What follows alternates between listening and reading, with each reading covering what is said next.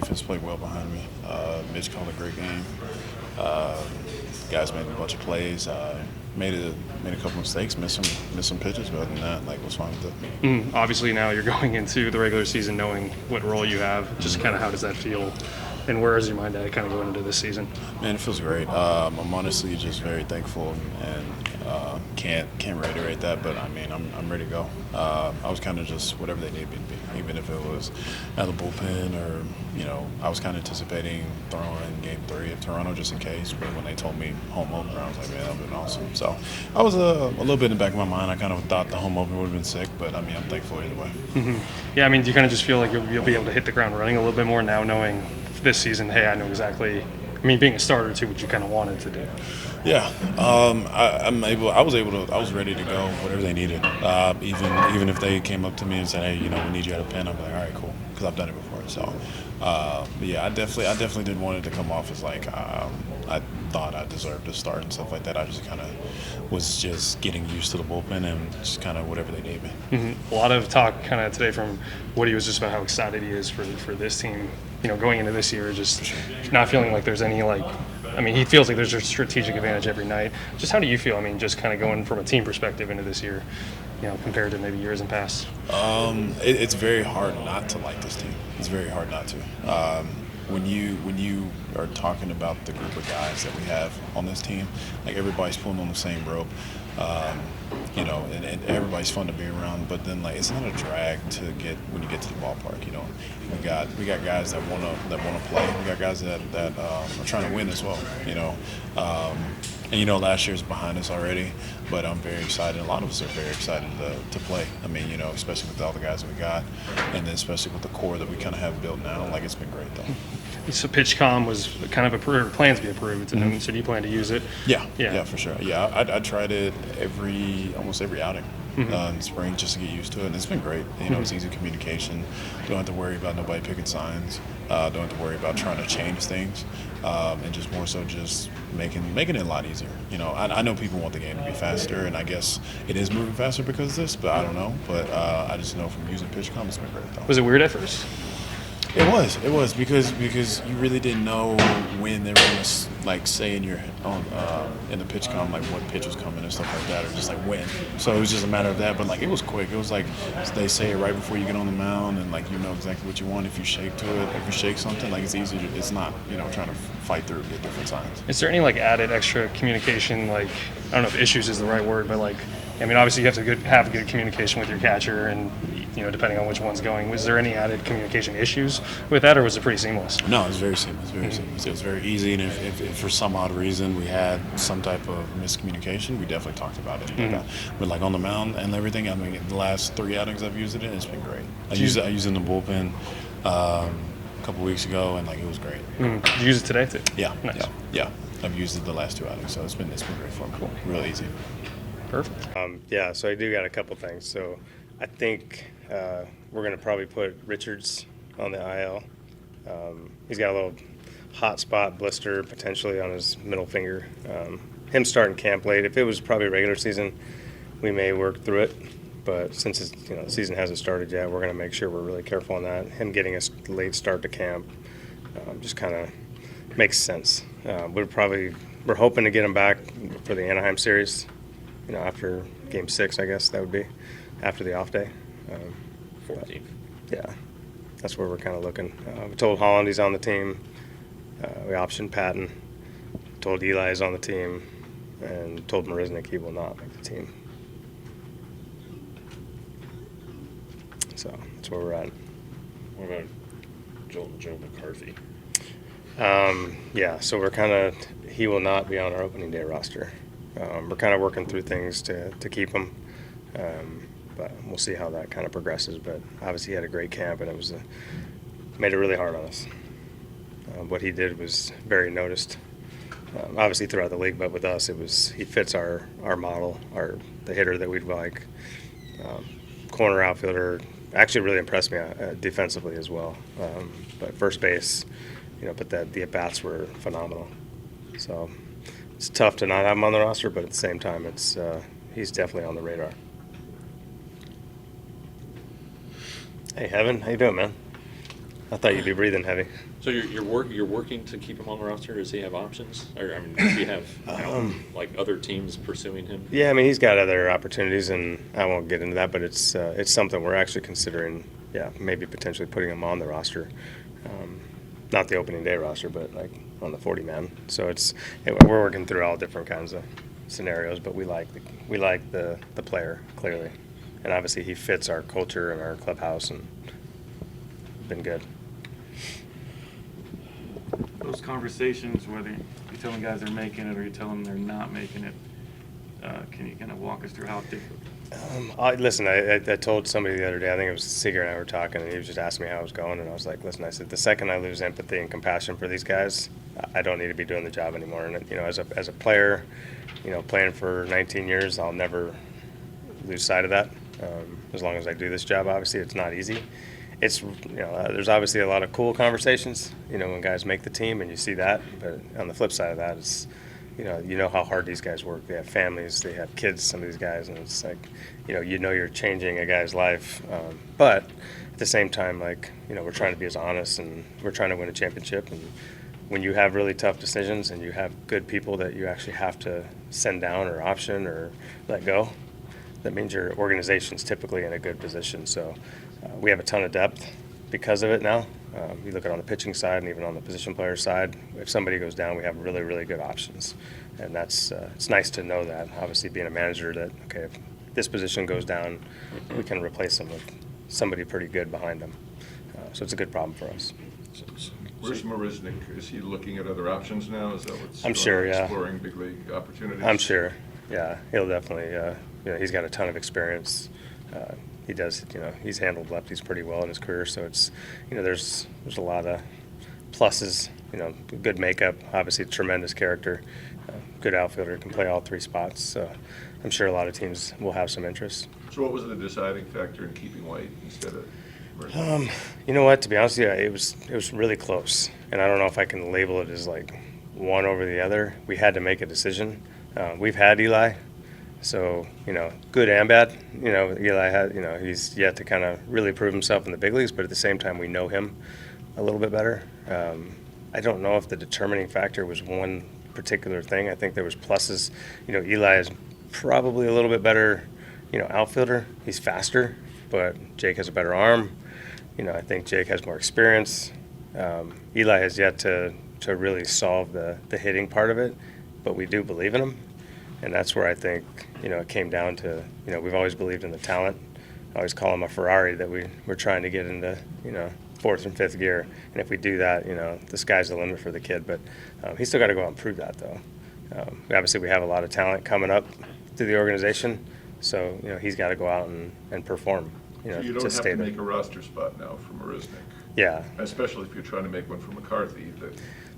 Yes. Yeah, roster spots are hard to come by right now. Obviously, we've put on a few guys now on the 40-man. So that's obviously an issue as well. So you got to put. So what happens, and you may have said this, or is that a breath? So my brain was. I figured, yeah, sprinting over here.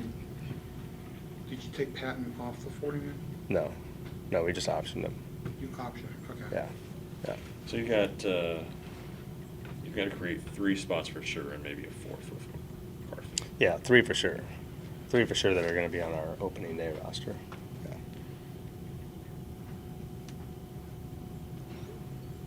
And then since Holland, I mean, he's veteran. Yeah. Looks pretty darn good. He does. I mean, he pitched well. Obviously, the numbers were good, but we looked at the stuff to see. Our pitching coaches are, sometimes especially in a shortened camp, but even in any camp, you don't get caught up in necessarily the numbers. It's the execution and what the stuff looks like. And it was trending upward. Every outing, I felt like he added a mile per hour.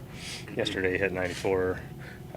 If he's throwing that hard and executing, especially with the slider and the curveball, like, he's really effective. So I don't know if it's listen, he's been a closer in the past. It's a situation where you got a really experienced guy. I think the leadership aspect of it is, the thing I'm most excited about. What he brings and what he's done in his career. He wants to take on that role. He wants to take on that to kind of, settle down we have a lot of youth in the bullpen. They have great arms down there, but we have youth. We have guys that, maybe haven't pitched in a pennant chase and, a pennant race. And, where we're going, they're pretty excited up there in Toronto. It's going to be I wouldn't say a hostile environment, but they're excited. Like, they should be. They have a really good team. So a lot of these guys haven't pitched in leverage situations to come in a season where we've been expected to win. So having him down there will really help. So camp is essentially over. How do you feel now compared to how you felt when it started about the team? I mean, I couldn't be more excited, honestly. There's been a lot of positive things, a lot of good things in a short amount of time. You guys know me. I'm obviously always optimistic, but with the group that we have, I feel like we can give ourselves an advantage every night we go out there with the way we prepare, the way we compete, the clubhouse, the character that we have in that room. We have obviously added a lot of talent in this offseason, so we haven't won a game yet. And I want to make sure that our team is very clear on that. Like, I don't care how positive it is to start the season, we got to go out and prove that. Like I said, we're running into a team that's really confident right now, and I can't wait to see our guys go head-to-head with them. But we got to accept that challenge, accept the pressures that come with expectations to win, and I can't wait. I can't wait for the grind. I can't wait for the difficulty that lies ahead, because this is what we've always wanted. Do you have a sunnier outlook about the team's chances this season than you did? Listen, a month ago? like I said, I might be delusional, but I'm not going to go as far as Dave Roberts and guarantee a World Series, but I will say that's our goal. That should be every team's goal heading in. Now, you may have realistic, you look at your team and you're like, okay, realistically speaking, we're not going to win the World Series. I can't say that. I'm not going to. Our team, lesser teams have won the World Series, to be honest with you. And I love our guys. I love, like I said, I can't wait for those guys to go out and compete every night. I know they're going to be prepared. I know they're going to compete. I know they're going to stay together. And we're going to take it one day at a time. It's just, all we can worry about is, that opening game. And then after that, we worry about the next day and the next day. And I just trust that group in there, with the staff, with that group, everybody that's involved in this is all in. So, What gives you the most hope? The lineup? Like, if you had to pick you know what a strength. I think the cool thing about this is the first real functional team that I've had. When it comes to every player on the roster, I don't think there's a guy in the bullpen that's a mop-up guy. Every guy's going to play a critical role for us. We're going to be able to match up, as best we can. We have unique arms. We're going to have lefties. We're going to have righties that have power stuff, but all unique. We got 5 really good starters that we're excited about. We have a lineup that's pretty talented. We have, they're believing in a philosophy of, a 9-on-1 approach.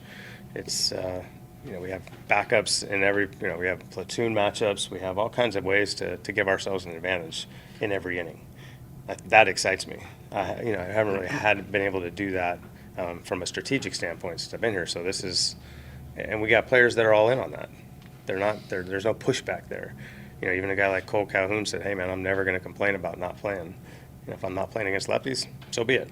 I'll be ready to hit off the bench. I mean, this is a guy with 8+ years and is all in with what we're trying to do here. So I know these guys want to play every day. I know these guys want to pitch. And, we've talked with the opener, using openers for guys and just trying to get buy-in on all of our guys for 28 to start, and then when we get into May, it'll be 26. But having everybody on the same page to say, hey, we're going to go out and win every game. We're going to do what it takes to win every game.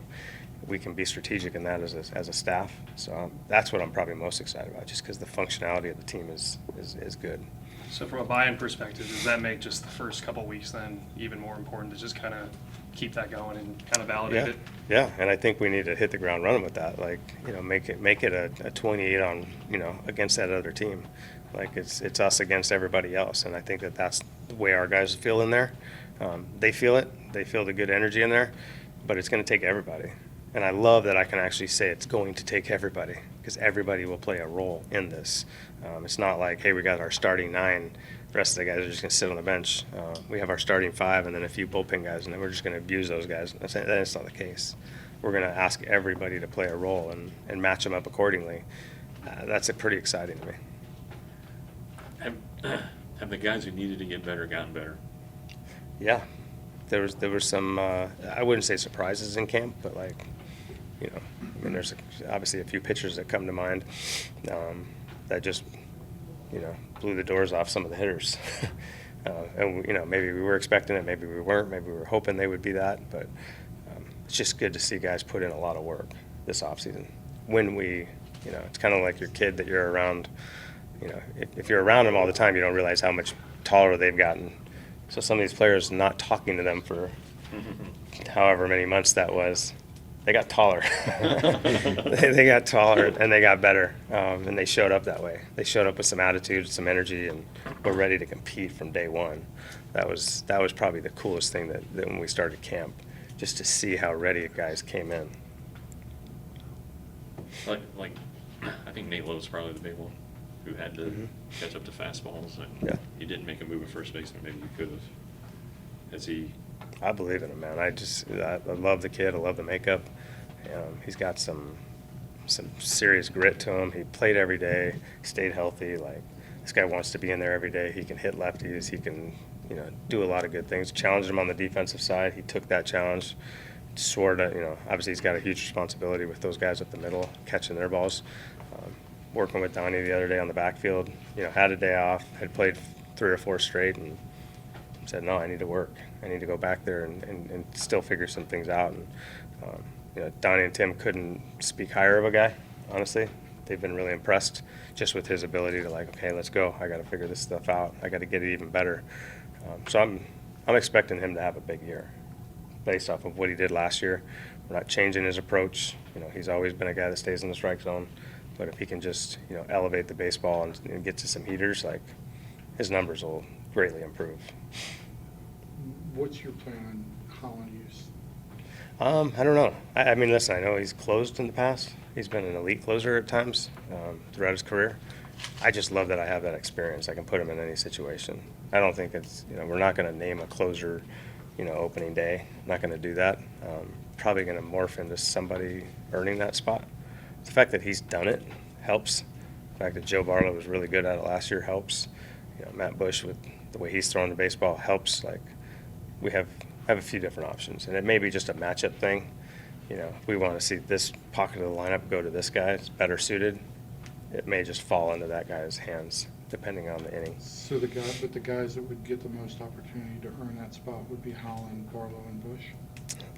Sporzy comes to mind as well. I mean, if Sporzy executes, he's got closer stuff. I don't know much about Abreu, have yet to see it, but it's power arm. So those guys honestly stand out to me. But, I mean, shoot, if it's a 2 out of 3 lefty in a good matchup, like King is dominating the way he was last year, he could easily close a game, Any of those guys. Brock Burke, he's throwing the ball well. So I'm not saying it's going to be one of those guys, but likely those 4 kind of stand out to me. And your plan on Eli for usage? He's going to play. I mean, against lefties. He hasn't hit lefties in his career, but he hasn't had a whole lot of sample size anyways in his career as far as at bats go. But it's something he's got to work at. If he's going to have a productive role on our team, he's got to be able to solve lefties. Essentially being the key word. I'm not asking you to be pinned into a corner, but essentially then do you have platoons in the corners? Yeah. I mean, it could be, yeah. Like I said, Cole was open to whatever.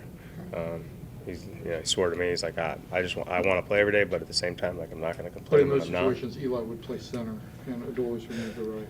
Potentially, yes, Potentially. yeah. I still got to, I want to make sure they're both comfortable with that, with Adolis moving back and forth. And even if, Cole can play left at times, those 3 guys obviously represent our best outfield, with all 3 of them in the game. So whatever it aligns up, if Eli starts a game, probably be in center field. I mean, it's better to do that right from the beginning and just put Adolis in right. Now, I am aware that Adolis should have won a Gold Glove last year, but the fact that he moved around kept him from winning it. So that's not going to be the factor. I know his heart doesn't really care.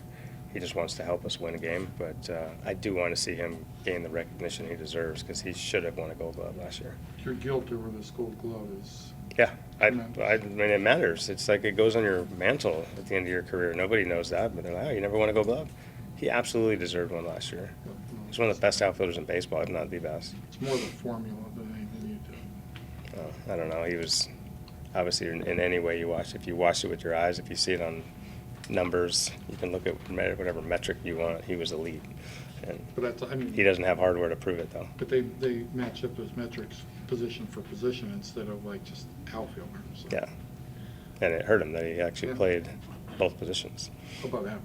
well above average. Yeah. Is Willie Calhoun an everyday player? No, I mean he'd probably primarily be righty against righties. There may be some lefties that he's hit lefties in the past, but he's got to prove that. If it's a tough lefty, he's not going to play. And like I said, that's where our roster becomes pretty functional. You can move people around. You can put Charlie at third, Andy can DH, and there's just a lot of different ways I can go about it. When Garber DHs, like there's different ways we can get everybody in there.